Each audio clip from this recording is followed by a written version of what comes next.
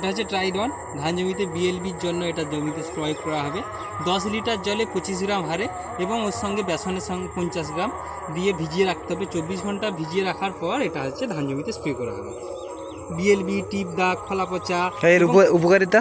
এর উপকারিতা হচ্ছে এটা প্রয়োগ করলে ধান জমিতে বিএলবি আসবে না, বিএলবি থাকলেও ভালো হয়ে যাবে।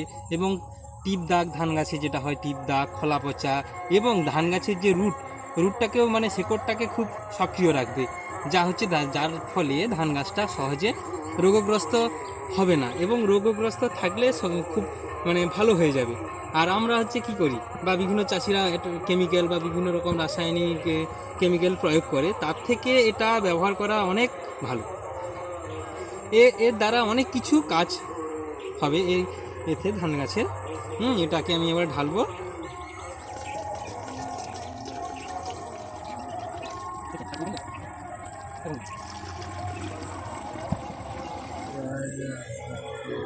এটা হচ্ছে ট্রাইডন স্প্রে করা হচ্ছে। ট্রাইডন এটা ওই ধান জমিতে টিপ দাগ, খোলা পচা এবং মক্ষম এখন মেনলি যেটা হচ্ছে যে সমস্যা সেটা হচ্ছে বিএলবির জন্য এই ট্রাইডন স্প্রে করা হচ্ছে।